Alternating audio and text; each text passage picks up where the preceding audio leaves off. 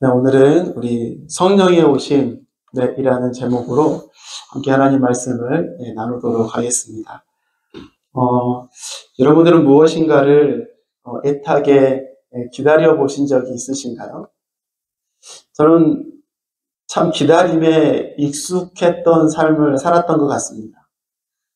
초등학교 때는 학교가 끝나면 항상 마루에 앉아서 저 혼자서 곧 올 가족들, 또 부모님을 한참 동안 늘 기다렸던 삶을 살았던 것 같아요.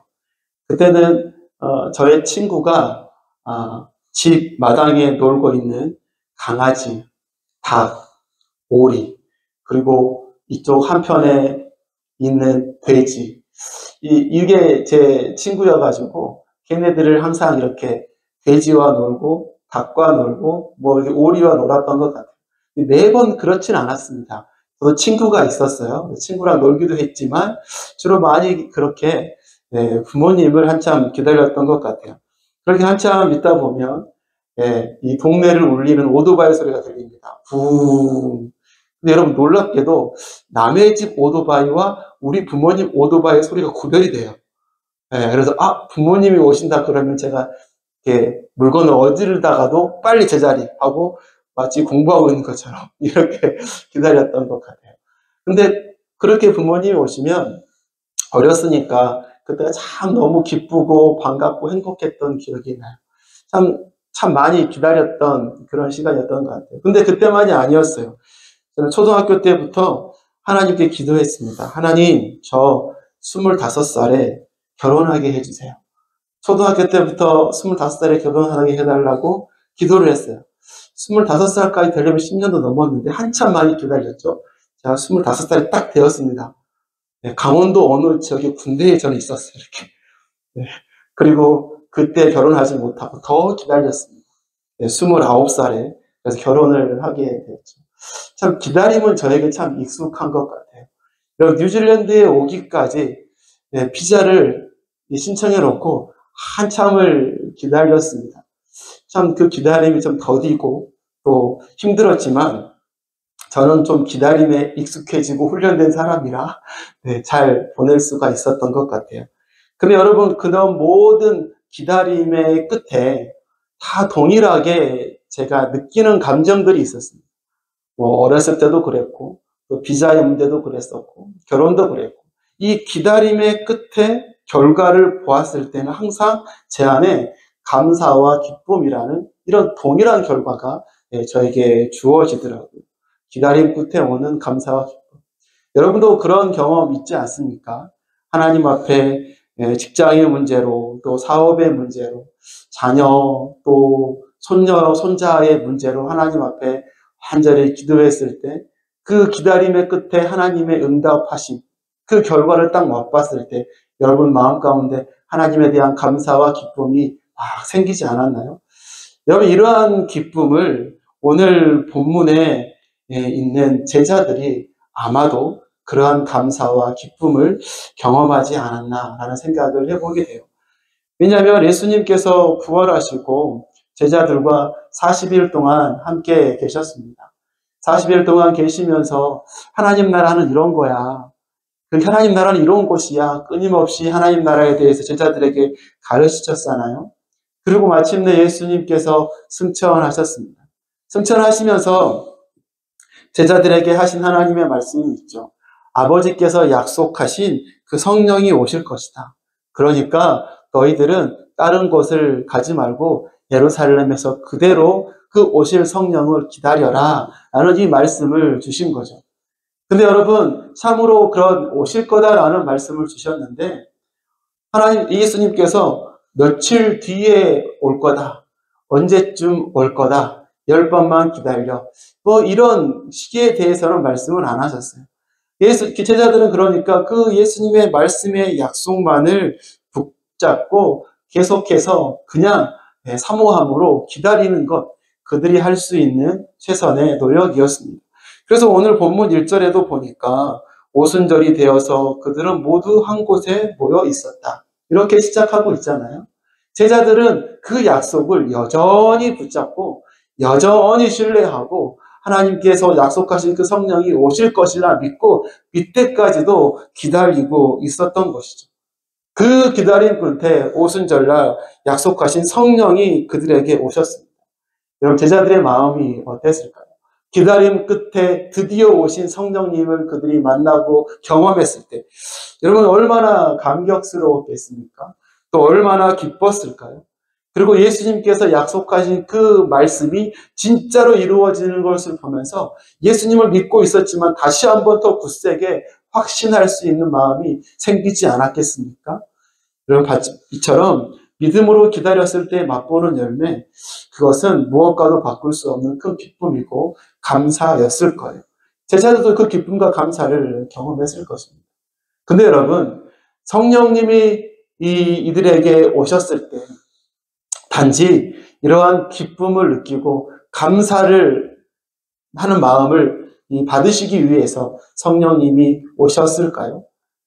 우리는 사도행전을 보면서 늘 우리의 머릿속에 한 가지 기억해야 할 것이 있습니다.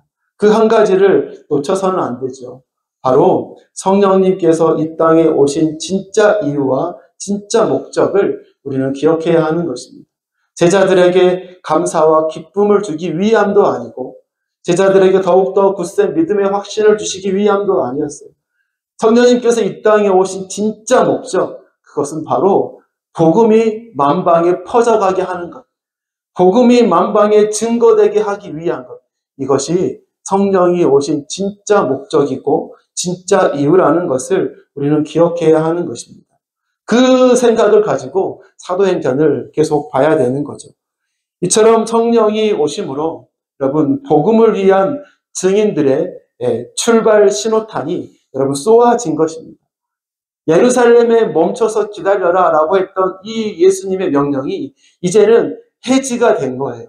이제는 정반대로 멈춰 있어 모여 있어가 아니라 이제는 출발 신호가 울렸으니 다 만방으로 퍼져나가라. 여러분 이 신호가 지금 떨어진 것이죠. 성령이 오심으로 하나님의 그 복음이 온 땅 가운데 흩어지게 되었던 것입니다. 여러분 이처럼 이 성령과 복음 증거라는 이 두 가지는요. 뗄래야 뗄 수 없는 관계임을 우리는 기억해야 하는 것이죠. 여러분 그렇다면 이 땅에 오신 성령님께서 바로 이 복음 증거를 위해서 여러분 어떠한 일을 행하셨을까요? 이 성령님께서 행하신 일을 우리가 잘 기억하는 것이 지금을 살아가고 있는 우리들에게도 너무나 중요한 문제일 것입니다.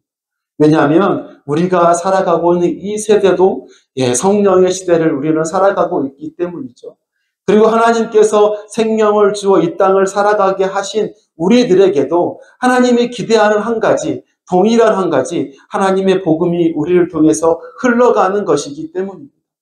여러분, 성령께서 하신 그 일들을 기억하면서 우리가 이 땅 가운데 살아가야 될 우리의 진짜 사명에 대해서 더 충실히 나아갈 수 있는 우리들의 삶이 되었으면 좋겠습니다. 첫 번째로 성령께서 오셔서 행하신 일이 무엇인가? 첫 번째로는요, 복음 증거를 주도적으로 이끌어 가셨다는 것입니다. 우리 2절과 4절 말씀인데요. 2절과 4절 우리 같이 한번 읽어주시겠습니까? 자, 시작!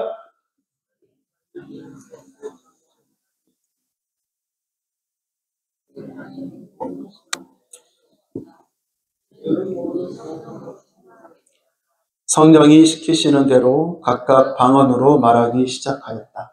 아멘. 오순절 다락방에 여러분 성령이 임하였습니다. 그리고 그 성령의 임하심은 그곳에 있는 모든 사람들이 다 알 수 있었어요. 왜요? 그곳에 일어났던 그런 증거들이 있었지 않습니까? 갑자기 세찬 바람이 부는 듯한 소리가 들렸고 불의 혀처럼 여러분 갈라지는 것들이 막 보였습니다. 사람들의 머리 위에 그것이 있는 것들이 보였던 것이죠. 그리고 그곳에 있는 모든 사람들이 성령에 충만하여서 어떻게 해요? 각각 방언을 말하기 시작하였습니다. 여러분 성령이 임하심으로 이러한 일들이 일어나게 된 거죠. 그리고 여러분 이러한 일들은 무슨 일로 연결이 됩니까? 궁극적으로 복음이 온 세상에 퍼져나가는 통로가 되는 일들이 되었던 것이죠. 그런데 여러분 오늘 본문을 좀 더 자세히 생각해 보면 바로 이러한 복음 증거의 역사가 어떻게 이루어지고 있는지를 알 수가 있습니다. 이 복음 증거를 누가 주도적으로 끌고 가고 계신지 우리는 알 수 있다는 것이죠. 여러분 제자들이 방언을 말하기 시작했습니다. 놀라운 기적이죠. 근데 여러분 이러한 방언이 어떻게 터지게 되었습니까? 오늘 말씀 보니까 분명하게 보여주고 있죠. 성령이 시키시는 대로, 성령이 시키시는 대로 방언을 하기 시작했다는 것입니다. 성령께서 방언을 하게 하셨다는 것이죠. 이것뿐만 아니라 성령이 시키시기 전에 그들 가운데 어떠한 일이 일어났습니까? 바로 모두가 성령으로 충만하게 되었다라는 거죠. 즉 성령으로 충만하게 된 사람들이 성령께서 시키심을 따라 방언을 말하기 시작했다는 것입니다. 여러분 복음 증거가 어떻게 이루어지고 있는 것입니까? 이처럼 성령께서 주도적으로 이끌어가고 계시는 역사라는 것을 보여주고 있는 것이죠. 성령께서 명령하시고 성령께서 시키시고 제자들은 그 시키심에 따라가고 있는 모습을 보여주고 있는 것입니다. 여러분 과거에 물론 지금도 그런 경우가 있죠. 이 한국 교회에서를 생각해 보면 성령의 역사 또 성령의 오심을 오해하고 성령을 자신이 막 부리는 사람들이 있었어요. 성령을 자신의 종처럼 막 부리는 거죠. 예전에 부흥회 그런 이름으로 모였던 집회들이 많았잖아요. 이게 그분들은 성령을 갖고 다니시는 분이셨어요. 그래서 그곳에 오는 사람들 성령을 나눠주는 거죠. 어떻게 해요? 앞에 계신 분한테 성령 받아라. 성령 받아라. 성령을 외치면 나눠주시는 분들이 많이 계셨어요. 성령을 자신의 종처럼 부르시는 사람들이었어요. 여러분 지금도 유튜브나 그런 걸 접하게 되면 여러분 이런 것들을 많이 보게 돼요. 성령을 나눠주시는 분이 많아요. 심지어 오늘 말씀에 나와 있는 것처럼 갑자기 세찬 바람이 부는 듯한 소리가 들렸다라고 하는 것처럼 어떻게 하냐고요? 마이크에 대고 바람을 불어요. 성령 받아라. 이거 웃기죠? 실제 그런 일들이 수도 없이 일어나고 있어요. 성령 받아라. 여러분 이러한 문제들 성령에 대한 잘못된 오해에서 온 것이 아니겠습니까?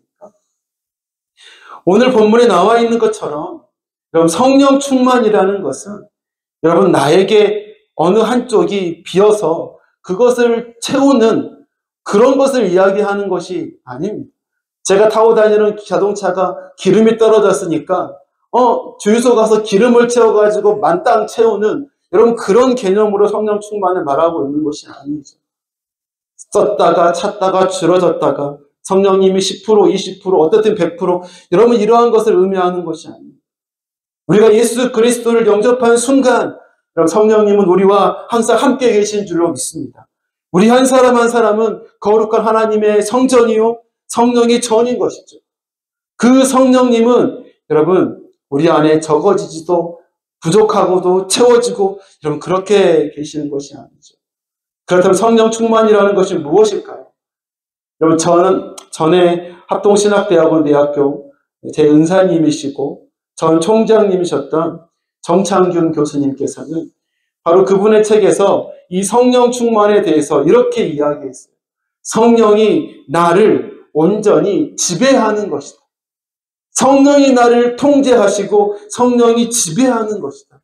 이것을 성령 충만이다 라고 이야기를 했던 것입니다. 여러분 성령이 나를 지배하는 것입니다.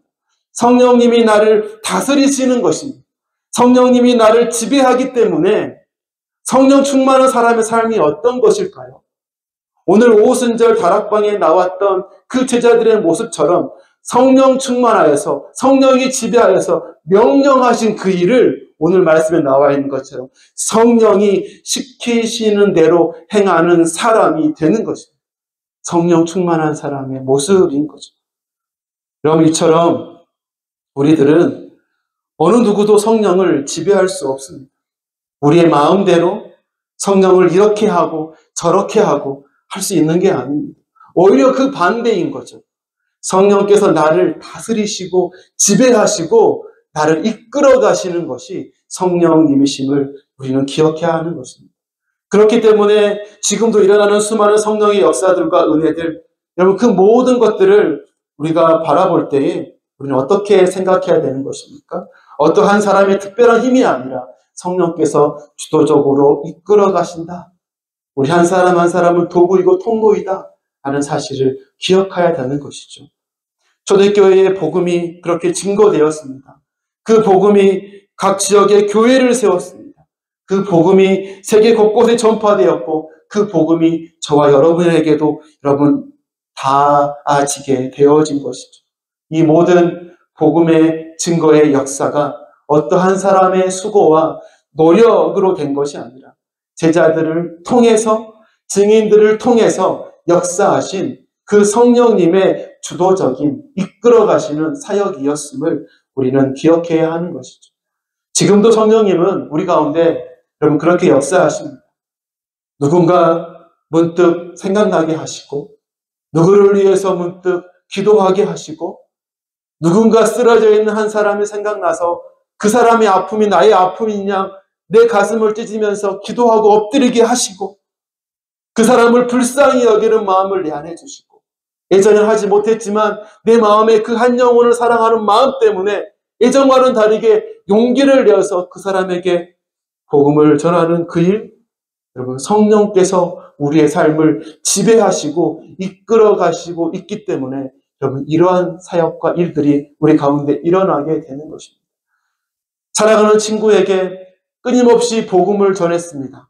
11번 전했어요. 아무런 변화가 없는 거예요. 근데 12번째 전했어요. 그 사람이 변해서 주님께 돌아오는 거죠. 와, 제가 잘한 것입니까? 제 능력인가요? 제 능력이었다면 첫 번째 전했을 때 그 사람이 변해야죠. 근데 안 변하잖아요. 12번째 전할 때 변하는 거죠. 왜요? 왜 그러신 것입니까? 바로 이 복음 증거를 이끌어 가시는 성령의 주도적인 역사가 그 가운데 있기 때문임을 우리는 기억해야 하는 것입니다. 사랑하는 여러분, 그렇기에 우리는 어떻게 살아가야 하는 것입니까? 오늘도 성령님께서 우리의 삶을 다스리시고 지배하시기를 간절히 바라며 하나님 앞에 간곡히 기도함으로 하나님 앞에 나아가야 하는 것입니다. 성령께서 우리를 지배하고 다스릴 때에, 즉 우리가 성령 충만할 때에 성령께서 이 땅에 우리를 보내신 그 목적대로 우리를 통해서 복음이 오늘날도 끝없이 흘러가는 그런 아름다운 역사가 우리를 통해서, 도구된 우리를 통해서 나타나게 될 것입니다. 우리의 가정에, 우리의 직장에, 우리의 사업장 가운데 그러한 복음의 역사들이 나타나게 되는 것이죠. 이러한 하나님의 놀라운 은혜를 경험하는 우리 모두가 되기를 소망합니다. 또한 성령께서 오셔서 복음 증거를 위해서 어떠한 일을 행하셨는가? 두 번째로는요, 바로 복음 증거의 장애물을 제거해 주셨다는 것입니다. 우리 4절, 6절입니다.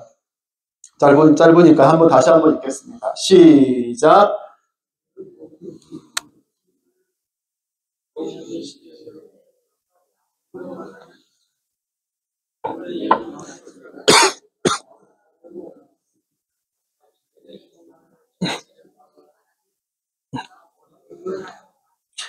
네, 오순절 다락방에 성령이 임하셨습니다. 그리고 그곳에 있던 제자들에게 어떠한 일이 일어났습니까? 각각 방언을 말하기 시작했다는 것이죠. 그리고 여러분 그 방언 소리를 듣고 그 밖에 있던 수많은 사람들이 다 모였어요. 왜 모였어요? 되게 놀라운 일이었거든요. 그 사람들이 각 지역에 퍼져 지역 그 고향의 말들을 막 하고 있었기 때문이에요. 그 사람들이 막 그리로 모이게 되었던 것입니다. 여러분 오순절 다락방에 임하였던 저 방언은 여러분 언어였습니다. 언어. 쉽게 말하면 외국어였어요. 외국어. 러시아어, 필리핀어, 영어, 중국어 이런 외국어였어요. 그 외국어 소리가 그 방 밖으로 막 흘러 넘치니까 그 지방에 살던 사람들이 우리 고향의 소리네. 우리 고향에 내가 잘 아는 그 언어네 하면서 그 바락방으로 다 모이게 되었던 것입니다. 여러분, 당시 그곳에 있던 많은 사람들은요, 언어가 달랐습니다. 그러니까 이스라엘 백성들이 과거에 포로로 잡히고 또 나라가 없어지고 많은 사람들이 흩어지게 되었어요. 각 다른 나라, 각 지역에 흩어져서 살게 되었습니다. 마치 한국 사람들이 여러 곳으로 막 이민을 가게 되잖아요.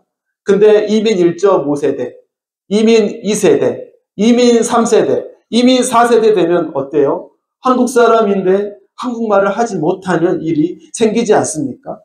이런 마치 그러한 상황 가운데 있는 거죠. 한 민족인데 언어가 달랐던 것입니다. 그런데 여러분, 이러한 상황 가운데 성령이 제자들에게 임하였다는 것이죠.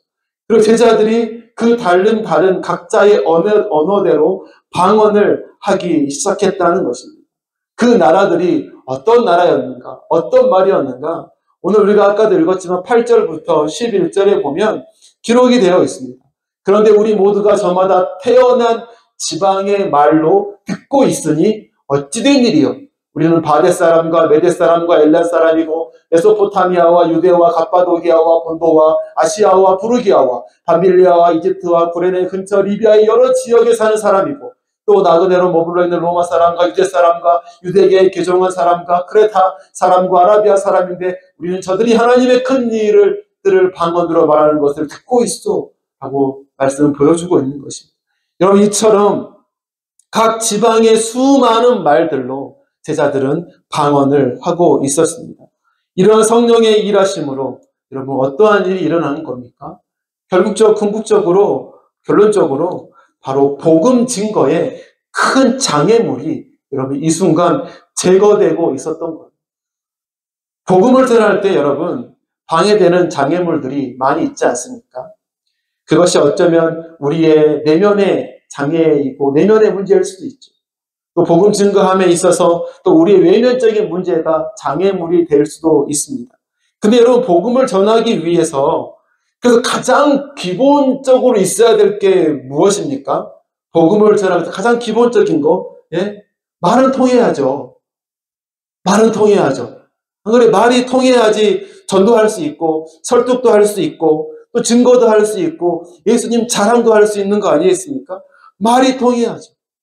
말이 안 통하면 정말 답답합니다. 답답해요. 제가 지난번에 라글란에 한번 간 적이 있습니다. 여러분 제 수준을 아시잖아요. 청년들 웃지 마요. 제 영어 수준을 알잖아요. 크게 웃네. 자, 영어를 제가 못해요. 근데 라글란에 갔어요. 근데 제가 우연히 바닷가에 놀고 있는 개를 2마리 잡았습니다. 꽃게 2마리를 잡았어요. 근데 이게 통에 딱 담아놨단 말이에요. 그러니까 거기에 피시앤칩스를 먹으러 온 사람들이 막 피시앤칩스를 먹다가 신기한 거죠. 개가 2마리 있으니까. 막 갓난 아이들을 데리고 막 오는 거예요, 저한테 오는 것이 저는 멀리서 올 때부터 부담스러웠어요.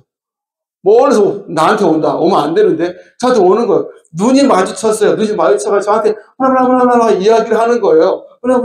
나 이 길을 가르치고 뭐라 이렇게 하는 거죠. 제가 어떻게 했겠습니까? 씩 웃었죠. 씩 웃으면서 크랩 그러면서 등 돌려가지고 저는 막 제가 바쁜 척 다른 일들을 막 했어요. 그 사람들이 뒤에서 저한테 막 뭐라 이야기를 했습니다. 못 들은 척. 저는 막 제 할 일을 막 바쁜 척 막 분주하게 일을 했습니다. 예. 그랬더니 어떻게 그 사람들이 크랩만 보고 조용히 사라졌어요. 저 자랑하고 싶었죠. 이렇게 잡은 거야. 이 꽃게가 엄청 크지? 다리 많다? 막 자랑하고 싶었는데 못해요. 이 저에게만 해당되는 거죠. 말이 안 통하니까. 말이 안 통하는 거. 말이 안 통하는 게 큰 장애물이지 않습니까? 여러분, 지금 예루살렘에 모인 수많은 지역의 사람들이 서로 언어가 통하지 않았어요. 여러분, 복음을 증거하는데 여러분 큰 장애물이었잖아요. 언어가 통하지 않다는 것. 근데 여러분 성령께서 오심으로 그들이 방언을 하게 되었고 그 언어가 통하지 않는 그 장애물이 제거되었던 거죠. 그리고 방언을 통해서 복음이 그들에게 흘러가고 증거되게 되었던 것이죠. 여러분, 성령님은 바로 이 복음 증거의 장애물을 제거해 주시는 분이셨다는 것임을 우리는 알 수 있는 것입니다. 여러분, 지금도 성령님은요, 우리 가운데 동일하게 역사하십니다. 복음 증거의 장애물을 제거하시고 또 그 장애물을 우리가 극복하게 하시고 넘어가게 하셔서 하나님께서 우리를 부르신 그 목적대로 복음의 전달자로 오늘도 살아가게 하시는 거예요. 여러분, 제가 오래전에 읽었던 봤던 한 사람이 있었어요. 참 그 모든 사람에게 감동을 주었던 사람인데 여러분 다 아실 거예요. 여러분, 이 사람 알지 않습니까? 이름이 어떻게 되죠? 네, 닉 부이치치 너무 잘 알고 있지 않습니까? 설교를 준비하면서 이 사람이 떠올라서 이 사람에 대해서 다시금 검색을 해봤어요. 구글에 제가 닉 부라고만 쳤는데 바로 첫 번째 닉 부이치치가 이름이 뜨더라고요. 그리고 그 밑에 뭐라고 써 있습니까? 보이시나요? 복음 전도자. 복음 전도자라고 쓰여져 있는 거예요. 그리고 그를 보니까 지금도 이 옆에 있는 그림처럼 수많은 곳에서 강연을 하고 복음을 증거하는 사람으로 살아가고 있더라고요. 여러분, 그의 외모를 보십시오. 두 팔이 없어요. 두 다리가 없어요. 스스로 목숨을 끊으려고도 했었잖아요. 그런데 하나님의 사랑을 알게 되고 성령께서 그의 장애를 이제 그의 인생의 장애물로 보지 않게 해주셨어요. 그대로 그의 인생이 여러분 변화되지 않았습니까?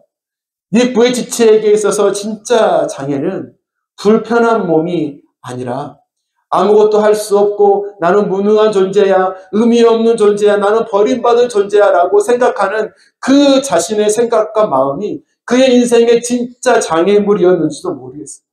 하나님께서, 성령님께서 그의 그런 인생의 장애물을 제거해 주자 어떻게 되었습니까? 그 인생의 장애물을 뛰어넘고 닉 부이치치는 새로운 인생을 살아가고 있는 거죠. 복음을 전달하고 복음을 증거하고 두 팔이 없고 두 다리가 없는 그 몸으로 하나님의 복음을 증거하는 삶을 살아가고 있는 것입니다. 사랑하는 여러분, 성령님은 복음 증거를 맡고 있는 장애물을 여러분 제거해 주시는 분이십니다. 우리가 하나님께 지음받고 부르심 받은 그 목적대로 살아가지 못하게 하는 인생의 어려움들이 있습니까? 내가 복음 증거자로 살아가지 못하도록 내 마음에 큰 짐덩어리가 있습니까? 우리의 과거의 내 모습, 우리의 과거의 실수와 실패, 아니면 우리의 열등감과 연약함, 아니면 하나님의 사역을 보지 못하게 하는 내 인생의 바위만큼 커다란 근심과 염려와 문제들이 여러분 내가 복음 증거자로서의 삶을 살지 못하도록 막는 장애로 내 안에 있지는 않습니까? 여러분, 그런데 여러분 그 커 보이는 그 문제들을 우리 하나님은, 성령님은 내 삶 가운데서 한 번에 다 치워주실 수 있는 분이심을 우리는 기억해야 하는 것입니다. 그 일을 하심으로 말미암아 우리가 우리의 본래의 목적대로 하나님이 원하시는 그 모습대로 복음 전도자로 살아가도록 하나님 우리를 지금도 여러분 인도해 가신다는 사실을 우리는 기억해야 할 것입니다. 사랑하는 여러분, 더욱더 성령 하나님을 의지하시고 그 하나님을 부르짖으십시오. 우리의 삶의 문제를 거뜬히 제거해 주시고 우리를 통해서 지금도 복음을 흘려보내게 하시는 그 하나님의 선하신 손길을 우리가 보게 될 줄로 믿습니다. 우리 또한 마지막으로 성령님께서 오셔서 복음 증거를 위해서 어떠한 일을 행하셨는가? 셋째로는요, 복음 증거를 위해서 공동체를 하나 되게 하셨다는 것입니다. 하나로 묶으셨다는 거죠. 우리 11절 말씀입니다. 11절, 유대 사람과 유대교에 개종한 사람과 크레테 사람과 아라비아 사람인데 우리는 저들이 하나님의 큰 일들을 방언으로 말하는 것을 듣고 있어. 여러분, 오순절 성령이 제자들에게 임했습니다. 그리고 제자들에게 임하신 성령님은요, 어떻게 그 제자들로 하여금 각 지방의 방언들로 말하게 했다는 것이죠. 바데 사람의 말로 말하고, 메데 사람의 말로 말하고, 이집트 사람들의 말로 말하고, 그리고 메소포타미아 사람들의 말을 하도록 그렇게 하였다는 것이죠. 이처럼 수많은 지역의 또 지방의 방언들을 제자들이 이야기했습니다. 근데 여러분, 결국 다 다른 말들을 하고 있잖아요. 근데 여러분, 이들의 방언 가운데 공통점이 있다는 거죠. 공통점. 다 다른 말을 하고 있는데 이들 가운데 공통점이 있어요. 그것이 무엇이었습니까? 바로 그 방언들이 동일하게 한 가지 일을 동일하게 말하고 있다는 것이죠. 바로 여호와 하나님의 큰 일, 바로 하나님의 큰 일, 예수 그리스도에 관한 그 복음, 여러분 그 복음을 동일하게 모두가 방언으로 선포하고 증거하고 있었다는 것입니다. 여러분 성령의 오심으로 무슨 일을 하셨습니까? 바로 제자들의 입술이 열려지게 하셨습니다. 그리고 모두가 동일한 복음을 외치게 했습니다. 예수 그리스도의 복음을 외치고 예수 그리스도의 복음을 선포하는 예수 그리스도의 이름으로 똘똘 뭉친 여러분 증인의 공동체를 성령께서는 다시금 확실하게 만들고 계셨던 것이죠. 오순절 마가의 다락방을 여러분 상상해 보십시오. 여러분 어땠을까요? 120명 어땠을까요? 동일한 언어가 하나도 없어요. 서로 막 다른 말이 계속 오가요. 계속 얼마나 시끄럽겠습니까? 얼마나 혼잡스럽고 언어가 혼재되어서 얼마나 귀가 아팠을까요? 근데 여러분 다 다른 말이었죠. 근데 그 내용이 다 동일했다는 것이죠. 예수 그리스도 하나님 나라의 큰 일, 동일했던 것입니다. 여러분 진정으로 하나된 공동체, 여러분 어떠한 공동체일까요? 말이 똑같은 공동체일까요? 아니면 사상과 생각과 목적이 같은 공동체가 진짜 공동체일까요? 이거 후자 아닙니까? 생각과 목적이 같은 공동체. 성령께서 만드신 공동체가 바로 이러한 공동체였어요. 단순히 언어가 같은 공동체가 아니라 예수 그리스도의 복음으로 하나 되고 복음을 외치는 공동체. 여러분 그 복음으로 하나 된 공동체를 성령께서 만들었던 것이죠. 여러분 대학교 때 제가 CCC라는 기독교 동아리 활동을 했습니다. 처음 친구들을 만나서 동기들을 만났는데 그럼 다 다른 애들인 거죠. 전공이 다 달라요. 어떤 애들은 성악을 했고 어떤 애는 작곡가, 또 어떤 애는 피아노 전공, 또 어떤 애는 뭐 사범대생, 또 어떤 애들은 뭐 체육과, 뭐 체육과는 틀려요. 체육과는 커. 네, 체육과. 그리고 뭐 법대생도 있었고 저는 사회복지학과였는데 사회복지생. 예, 뭐 이렇게 많은 사람들이 다 모였어요. 근데 그들하고 이야기를 해보니까요. 그럼 관심사가 다 달라요. 성격이 다 달라요. 생활 습관도 다 달라요. 속으로 친해지기 힘들겠다. 쟤랑 어떻게 어디 접점을 맞춰가지고 이렇게 하나 되게 이렇게 재밌게 놀 수 있을까? 쉽지 않은 거죠. 근데 여러분 그렇게 모인 사람들이 모인 동기들이 언제 우리가 하나이구나 하고 깨닫게 되는지 아십니까? 점심때 대학교는 학생회관이라는 데가 있어요. 학생회관. 학생들이 다 모이는 학생회관 앞에서 여러분 이렇게 기타를 치면서 모두가 노방 찬양을 해요. 노방 전도를 해요. 점심때마다 모여가지고 지나가는 아이들에게 예수님 믿으세요. 네, 예수님 믿으세요. 하나님은 여러분을 향한 놀라운 계획을 갖고 계십니다. 막 이러면서 외치면서 찬양할 때 우리가 하나이구나 나를 깨닫게 되는 거죠. 기도하고 저렇게 노랗게 생긴 사형리라는 그 전도 책자가 있어요. 이 책자를 들고 캠퍼스로 다 흩어져가지고 곳곳에서 복음을 전하고 금요일마다 한 곳에 모여가지고 철야하면서 기도하면서 이러한 시간들을 보내면서 우리가 생각이 다르고 좋아하는 게 다르고 전공도 다 다르지만 우리가 진짜로 하나님께서 만들어주신 한 공동체이구나 깨닫게 되더라고요. 다 다른 모습이지만 예수 안에서 예수를 위해서 우리가 하나된 공동체임을 저 순간 깨닫게 되는 것입니다. 사랑하는 여러분, 그런데 바로 저러한 공동체, 성령께서 만드신 공동체가 바로 지금 우리에게도 있지 않습니까? 바로 우리의 교회가 그런 공동체이지 않습니까? 각자가 다 다르고 얼마나 다양합니까? 생각이 다르고 가치가 다르고 주관이 다 다르잖아요. 외모도 다르고 키도 다르고 다 달라요. 너무나 다양성이 많은 것이죠. 근데 여러분 이 다양하고 다 다른데 뭘로 하나로 다 꿰어지는 것입니까?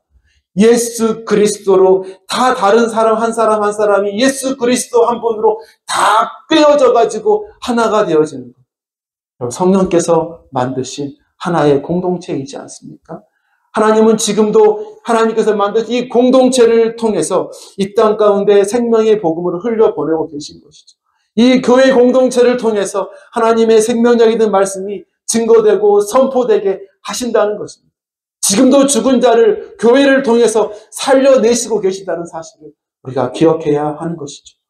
우리 교회를 하나 되게 하신 그 성령님의 은혜를 기억하고 우리가 더욱더 복음을 증거하고 선포하는 일에 더욱더 힘쓰는 우리 교회와 우리 모두가 되어야 될 줄로 믿습니다. 말씀을 맺겠습니다. 오늘은 좀 길었지만 성령의 오심이라는 제목으로 말씀을 나눴습니다. 성령님의 오심으로 성령님 복음의 증거를 주도적으로 성령님께서 이끄신다고 했습니다.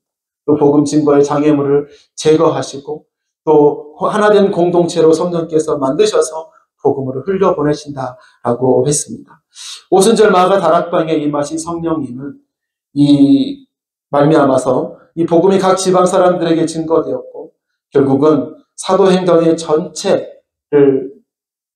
전체를 보여주는 작은 하나의 상징으로서의 오순절 다락방의 역사를 우리에게 보여주고 있습니다. 복음이 문화와 언어와 장애물을 뛰어넘어서 복음이 흘러가는 모습을 보여주고 있는 것이죠. 동일하게 하나님은 그와 같은 일이 저와 여러분의 삶을 통해서도 일어나기를 오늘 기대하고 있음을 기억하시고 오늘도 언제나 하나님의 복음 증거자로 힘있게 살아가는 저와 여러분의 삶이 되시기를 간절히 소망합니다.